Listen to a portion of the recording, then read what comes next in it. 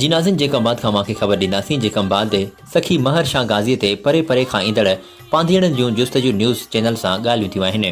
इन मौक़े ते पांधीड़नि ॻाल्हाईंदे चयो त सखी महर शाह गाज़ी अल्लाह पाक जो कामिल वली ऐं बुज़ुर्ग आहे।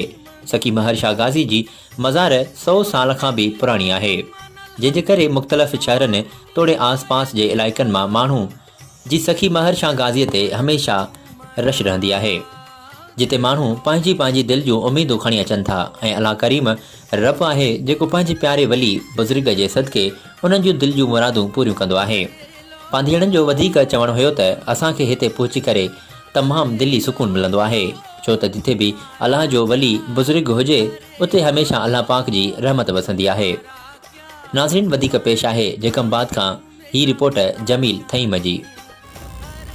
ये सखी महर शाह गाज़ी पुरानी दरगाह है 100 साल का वठी मीर मंज़ूर ख़ान के गोठ में माण्हू ईंदा वेंदा आहिनि, कई ज़ियारतां कंदा वेंदा आहिनि, हर कंहिंजी मुदायूं पूरियूं थी थियनि। ये महर शाह गाज़ी पुराणो पीर फ़क़ीर आहे बाबा, हर को ईंदो वेंदो आहे इन दरगाह ते। फ़क़ीर भी अचनि, अमीर भी अचनि, ग़रीब भी अचनि।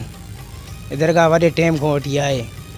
कॾहिं खां वठी माना ईअं 2-3 साल को ठीक है नहीं था आंदे पे हैं इंशाल्लाह। ये बहु अल्लाह दे वली हैं, लेकिन इन को बहु लोग दूर दूर तो आने दे दिया अस सामने ही था प्लांट लगा पे इन तो कम करे हैं, लेकिन ये है कि असा दे दिया था लोग इन आखिर आसा पूरा थीने नहीं था आने लोगों को पुजदे हैं कि यार ये कितने अरसे को है आखिर के 100 साल को मथे थी गए, लेकिन बहु अल्लाह दे वली दे दिया था को खरैता भी लोग आन करें, सूखियाँ भी आने, खुशियाँ ते भी आने, मुहर्रम ते भी आने इंशाल्लाह। बहु अल्लाह दे वली ने बहु प्यारे भी हैं दे दिया हैं, असा भी आने हैं इतना दुआ मंगते हैं, लेकिन साजा हाजत पूरी थी गए इंशाल्लाह। जो भी करें हैं जायज़ होंगी है, पूरी थी वेंदी है।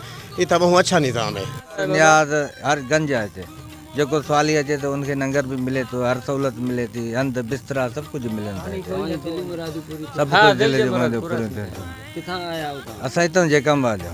हाँ इतना 3 साल में मुकमल रहा तो 3 साल थियण तव्हांखे हिते मुकमल रहा तो उहे ईंदा वेंदा हुआसीं घर, बाक़ी हाणे किथां खां हिते जेको आहे सखी महर शाह ते माण्हू अचनि पिया। कराची जा माण्हू, लाहौर जा माण्हू, कराची इन कोटिया जा माण्हू, जादूगर जा अचनि था, अने सभु इलाइक़े जा माण्हू अचनि था हिते। हा जी ठीकु आहे। हिते नंगर बि खणी था अचनि। हा का बासूं बि अचनि था। जी हा जी जी। ॿियो तव्हांजी हिते छा मुराद पूरी थिए थी? बाबा जेको तो दिलि जी उमेद कंदे उहा तुंहिंजी सभु पूरी थींदी आहे, है न। बासूं तो खणी अचनि उन्हनि जी उमेद पूरी थिए थी। घणो टाइम थियो आहे हिते? ॿुधण में अचे तो 100 साल खां मथे थियो आहे, मथे थियो आहे।